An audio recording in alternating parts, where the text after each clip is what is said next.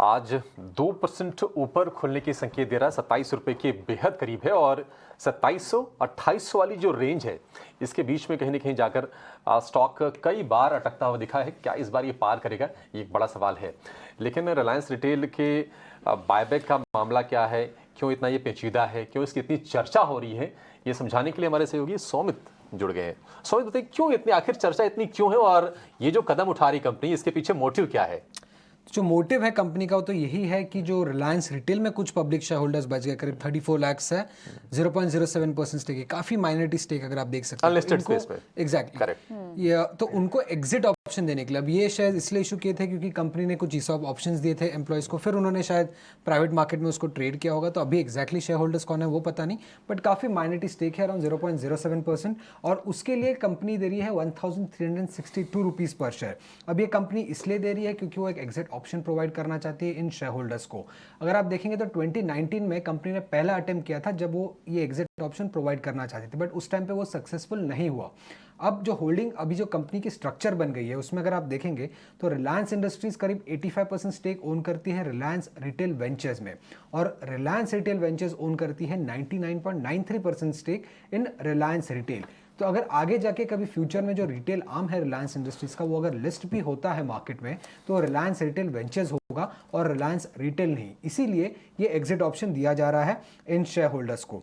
अब अगर आप देखेंगे तो 1362 रुपीज पर शेयर के वैल्यू पे रिलायंस रिटेल का जो वैल्यूएशन हो रहा है वो करीब 6.8 लाख करोड़ हो रहा है। अब फ्यूचर वैल्यू जो है इसका वो और भी ज्यादा हो सकता है क्योंकि काफी सारे कन्वर्टेबल इंस्ट्रूमेंट्स है रिलायंस रिटेल में, जैसे कि प्रेफरेंस शेयर्स है, डिबेंचर्स है, जो भी इक्विटी में कन्वर्ट हो सकते हैं आगे चल के, बट अब तक नहीं हुए हैं। तो अगर फ्यूचर वैल्यू अगर हम देखें डाइल्यूटेड बेसिस पे तो करीब 12.7 लाख करोड़ होता है।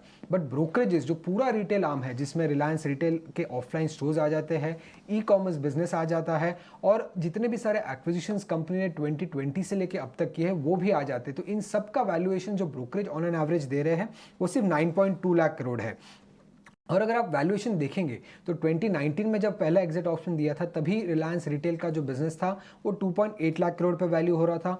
2020 में जब रिलायंस रिटेल वेंचर्स फॉर्म हुआ और उसमें कई सारे पी इन्वेस्टर्स आए तभी रिलायंस रिटेल वेंचर्स के पास सिर्फ ऑफलाइन स्टोर्स थे रिलायंस रिटेल के पास, रिलायंस रिटेल के, तभी जो वैल्यूएशन दिया गया था वो करीब 4.7 लाख करोड़ का था। तो पिछले 3 साल में अगर आप देखेंगे तो रिलायंस रिटेल का जो वैल्यूएशन है वो 45% से बढ़ चुका है और पिछले 4 साल में अगर आप देखते हैं तो रिलायंस रिटेल का वैल्यू करीब 2.4 टाइम्स बढ़ा है। अब इसकी चर्चा इतना इसलिए हो रहा है क्योंकि अगर आप देखेंगे तो अनलिस्टेड स्पेस में चैनल चेक्स बता रहे हैं कि रिलायंस रिटेल का जो वैल्यू था, पर शेयर वैल्यू था, वो करीब 2700 to 3000 रुपीज का था।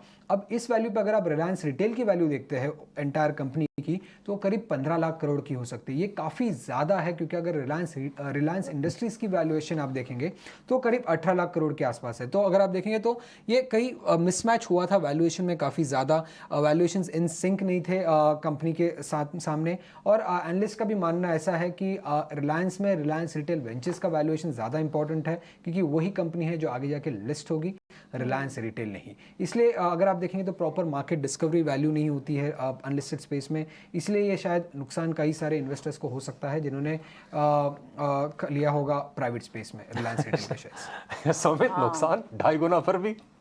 अब अनलिस्टेड स्पेस में तो मार्केट डिस्कवरी होती नहीं है, तो जो जिसने दे दिया वैल्यू वो है, बट वो वैल्यूएशन इन सिंक नहीं है। 15 लाख करोड़ आप से रिटेल बिजनेस को वैल्यू दे ही नहीं सकते, लेकिन जबकि पूरा रिलायंस इंडस्ट्रीज ये पूरा 2.5 साल में ही ये 2.5 गुना इनकी वर्थ बढ़ गई है। बावजूद इसके देखिए ये तो कंपनी वैल्यूएशन के हिसाब से 2.5 गुना बढ़ी, जो कि ओवर द काउंटर जो मार्केट है कम ही हो सकता है। उसमें उनको लगता है कि वो शायद प्राइस अभी भी जस्टिफाइड नहीं है और हमारे साथ जबरदस्ती हो रही है कहीं ना कहीं। ठीक है, ये मुद्दा इसकी हम आगे भी चर्चा करेंगे, लेकिन